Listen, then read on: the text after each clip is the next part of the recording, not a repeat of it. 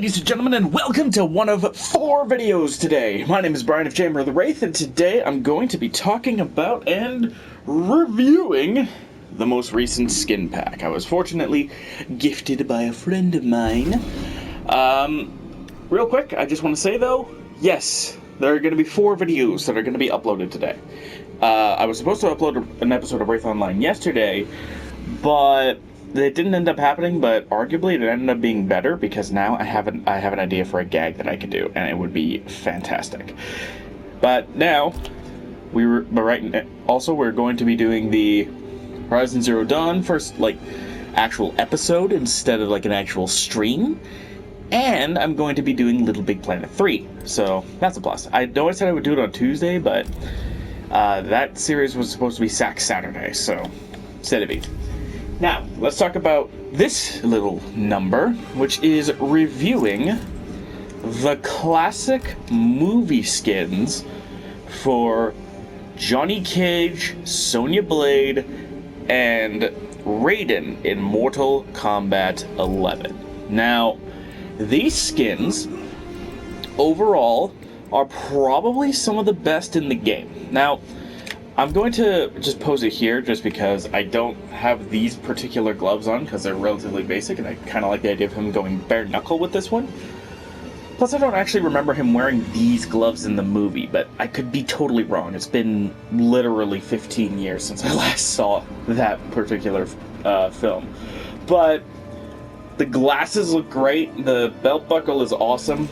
Lyndon Ashby, it's interesting. I'm pretty sure that what they did for these characters is that they actually modeled them. They didn't 3D scan them. So there's a little bit of Uncanny Valley in some of these because it isn't exactly one-to-one like they did with the launch characters because, you know, COVID. But wait a minute. But as I was saying, there's some of the facial models look a bit Uncanny Valley, but that's just because they had to be scanned, if I remember correctly. They did the same with Sylvester Stallone because they did not end up scanning him, if I remember correctly.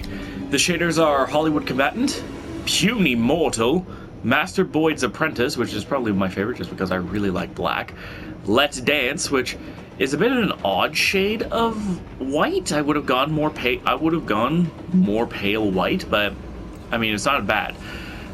The brown, Egotistical, is actually pretty good. And then Tournament Leader. I saw somebody on Twitter compare this to Ash Williams, like Evil Dead Ash Williams.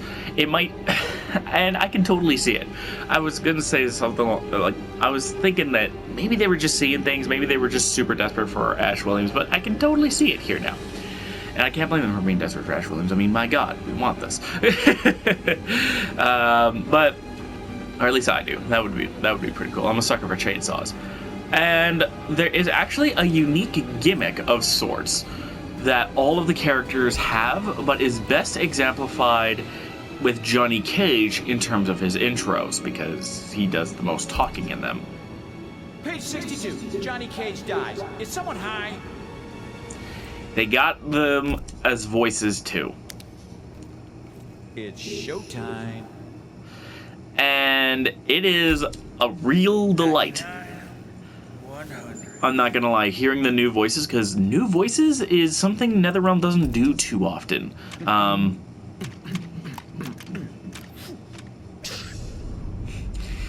They don't do this very often, where they will do new voices for certain characters. They started doing these in Injustice 1 with Stephen Amell's Green Arrow, but it was just basically for Clash quotes and intro and outro quotes, not for pained grunts and such. They didn't do any alternate voices for Mortal Kombat X. They just added the Warble for the Revenants. And then Injustice 2 did Premier Skins, which gave the characters whole new dialogue sequences and, for the first time, new pained grunts.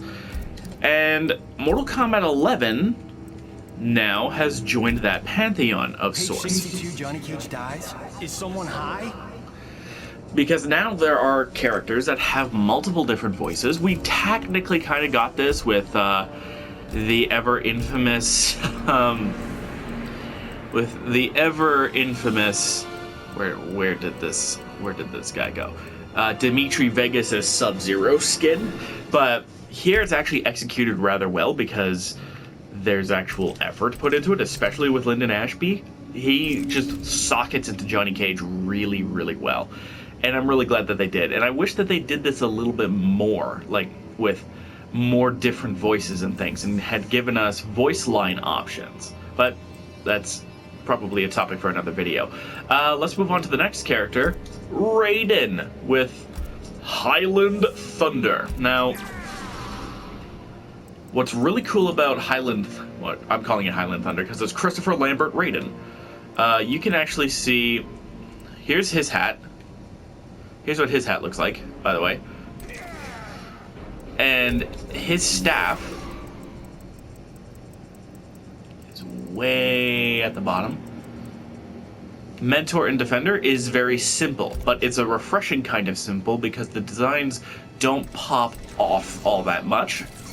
But the thing is that I just like Wuxi Legends so much that I just can't help it. I genuinely can't help but keep that hat on.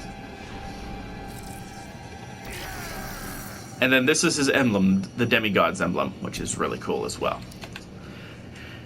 Now what's cool is that he has multiple different lightning colors in this skin. So we have Protector of Earthrealm, Combat Advisor, Quickening Storm, Laughing Demigod, Endgame Master, and Lone Immortal. And the cool thing is that if you look at Wuxi Legend, it might actually be easier if I temporarily throw on a different hat. I need another glowy hat that's not too far down.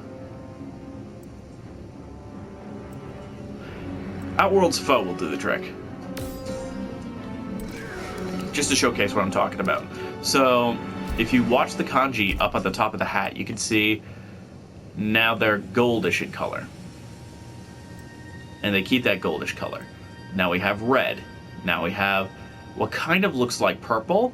And then we have our light blue. Die. And the reason why those change color is that with the hats that have glowy bits on Raiden, these color changes match the color of the lightning that you see. So for instance, if I equip Laughing Demigod and then had him summon lightning, you can see it becomes this odd, almost salmon pink color instead of what you would normally expect out of Dark Raiden, which for now it's just going to do this, which is blood red lightning. And then you can even do something like Quickening Storm, which has actual lightning colors. Like, this is actually the kind of shade of whitish blue that lightning is, and that is really cool. I like it when we get more colors for things. It's why, which is why Humbled Protector Raiden is one of my favorite skins for Raiden, because green lightning. I freaking love that. And of course, you get different dialogues, but Raiden doesn't really talk unless you throw him into an intro, like an actual intro dialogue thing, but you can hear a little bit of it in his Man-at-Arms intro.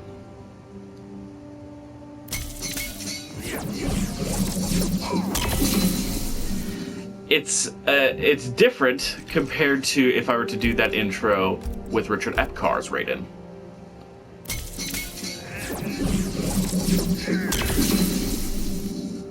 Know what I mean?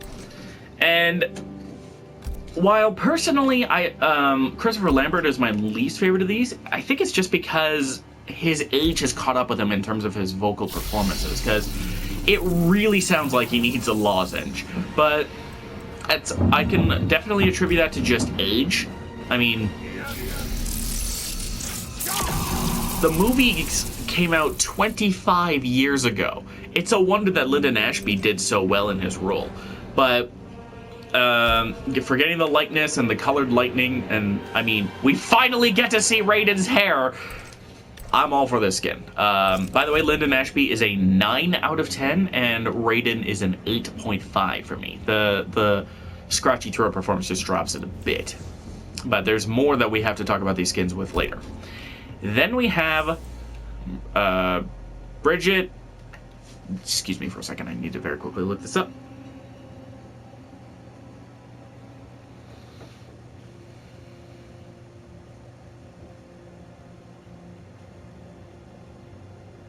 think that's her name. Yep, Bridget Wilson. That's her name. Bridget Wilson as Sonya Blade, and she, in my opinion, is the kind of the best example of what I'm talking about, with where things they just don't quite look right. I mean, again, let's look at Bridget Wilson's Sonya in Mortal Kombat 11 and compare her to how she looks in the movie. Now, she looks very close one-to-one, but I don't know, it's just probably because they modeled it in a certain way, or they didn't facial scan it. It isn't exactly one-to-one, and I can't quite put my finger on it, and it's just throwing me off brain-wise. Also, what's cool is that if we go to Ronda Rousey's Sonya,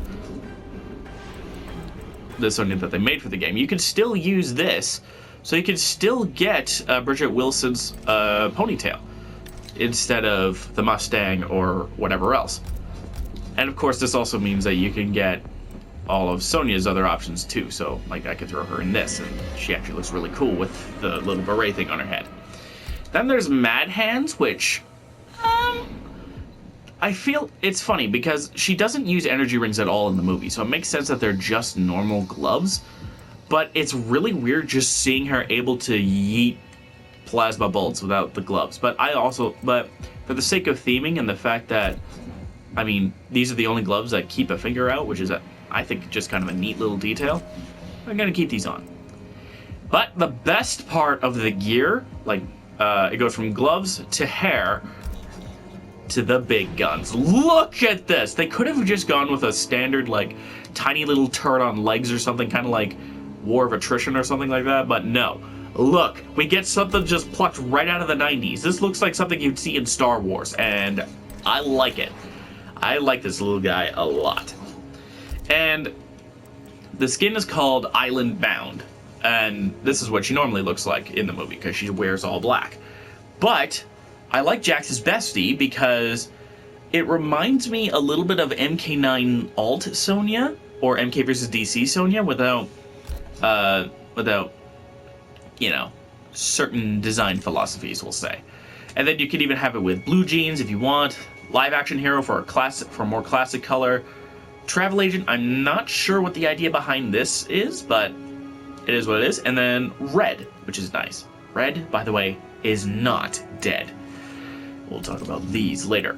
And just like Johnny Cage and Sonya, or Johnny Cage and Raiden, she has different voice lines, but you can only really hear an example of her voice acting in one of her cinematics, 10 Hut.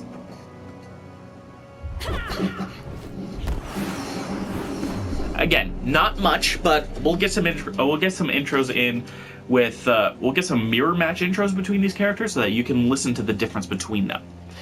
The thing is, though, is that in my experimentation, by the way, this is another 9 out of 10. I genuinely really like how these worked out.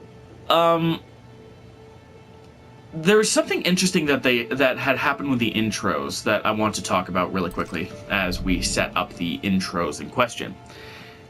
Most of the intros they had kept, I want to say about 70% of the intros, but some character interactions have been cut down considerably. For instance, a Sonya Blade mirror match between a double Ronda's Sonya.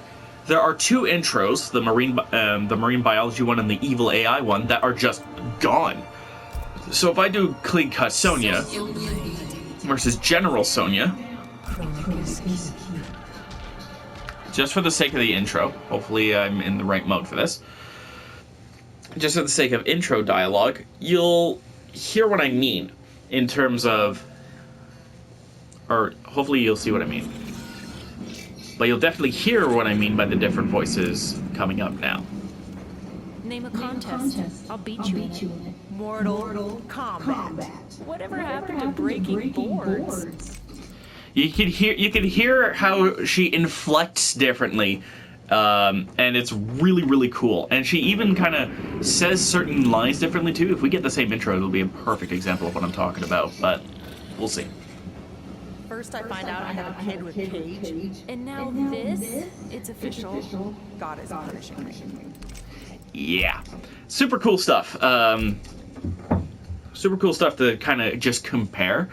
And but so basically, it's like they maybe the actors were pressed for time where they weren't able to keep them around for as long as they would have wanted. But you will never get the marine biology intro if you do Sonya versus Sonya if one of the Sonyas is Bridget Wilson. Although I personally way prefer Bridget Wilson's Sonya over Ronda Rousey's Sonya. I still miss Trisha from, I think her name is Trisha Helbig or something. I think it's Trisha Helbig from Mortal Kombat X. Next we have Johnny Cage versus Johnny Cage, which slight spoilers for the theme of the the next Wraith Online episode. But let's just say things get interesting. Page 62. Johnny Cage dies. Is someone high? I need an answer. It's killing me. What's the trouble, Double? Are we Johnny Cages or Johnny's Cage? Right. Hold on. I think there's a better example of what we can do with this, because I'm pretty sure I have two different intros that are walk and talk intros. I just don't remember which ones. I think it's with I think it's also with opening night. So we have the two different Johnny Cage voices here. I like the voice actor that they got for Johnny Cage in MKX and now in MK11, but Lyndon Ashby like easily matches him. 99. Oh, I don't have it. Damn it. CageCon doesn't exist without me. They can pay. Hold on. I do my own stunts. You? I got people for that. Poser. Yeah, these are the only intros you really get. Generally, you get two at most. I don't think I've ever seen Page three 62. with Johnny these Cage characters, dies. but Is someone high? 99. hopefully I do my own stunts. We're filming this, right? Oh, no, we do get through with these Gotta guys. get it in one take. This is us you're talking about. Right? They're just, the old voice actor, I want to say he projects a little more confidence. He projects more. For that line, he would have been like, this is us you're talking about. Whereas Lyndon Ashby is a little more subdued, but you can still feel his confidence. This is us we're talking about. You know what I mean? And finally, we have Raiden versus Raiden. In particular,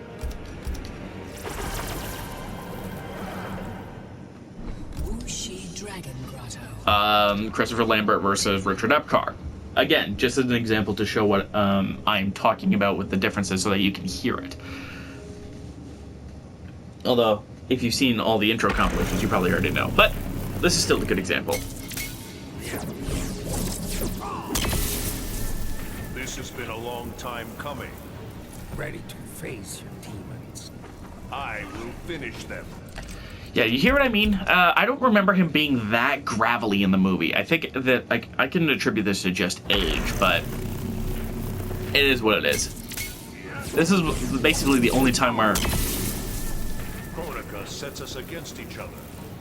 I accept the wisdom of her design. You are the fool some say we are. I personally kind of prefer Richard Epcar as Raiden in this case. Which is interesting because that kind of leaves us with a nice gradient. When it comes to Raiden, I prefer Richard Epcar Raiden over Christopher Lambert's Raiden, if only by a little bit, just because he's a bit too gravelly for my personal tastes. The Johnny Cages, they're tied. Absolutely tied. They're absolutely tied, and that makes me personally super happy because it allows me to play as either Johnny Cage and be happy. And then with Sonya, I actually prefer, in terms of voice, I actually prefer Bridget Wilson's delivery of certain lines. I actually really like how she inflects and everything. She is definitely a step up from Ronda in terms of vocal quality, in my opinion. And I think to commemorate that, I'm just going to have one quick final intro between Johnny Cage and Sonya Blade with their new voices. And then maybe for another video, I'll talk about how I would like to do voices for a Mortal Kombat game. Not me personally, but like if I had some option tweaking that I would do. So don't forget to be awesome. I'll see you guys on the other side. Johnny Cage dies. Is someone high? And please enjoy this final intro. In your heart, you're glad to see me. Ugh. Then why is my stomach ready to puke? It's nerve-wracking dating an Adonis.